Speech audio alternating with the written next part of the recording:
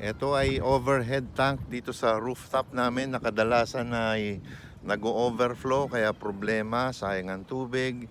Kaya ito, bumili ako ng water float level device. Tignan natin kung effective yan.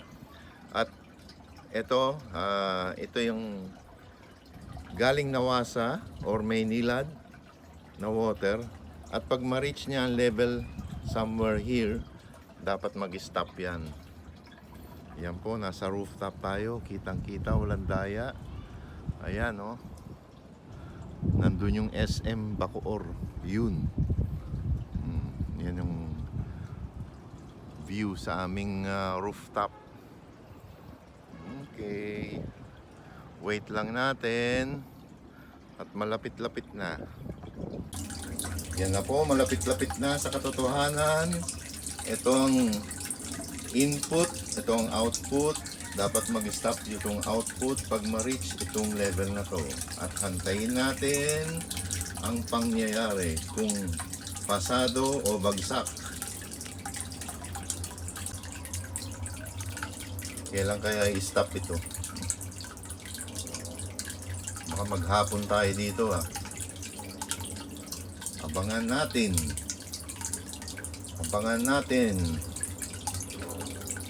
Malapit-lapit na sa katotohanan.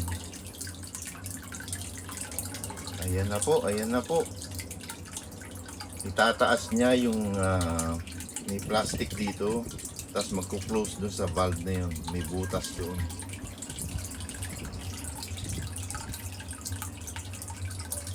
Simpleng simple, made in China.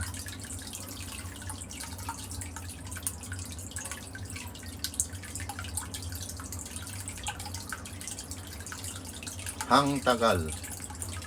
Ang tagal-tagal. Baka malaglag ang aking cellphone dito. Malapit na siguro to. Malapit na. Malapit nang huminto ang tubig. Para hindi mag-overflow ang tangke. Malapit na yan mga kababayan. Malapit na.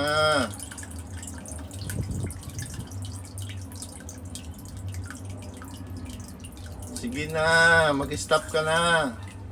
Yun. Kitang-kita, walang daya, wala nang tulo. At testingin natin ngayon kapag nabawasan. Yan. Wait lang ha. Ayan oh. Nagpabawas ako ng tubig. Yan, unti-unti nang nababawasan. At same time, papasok na rin ang tubig. Yan, ang principle niyan. Kitang-kita, walang daya. Okay, success! Success ang ating installation, ang ating product nito.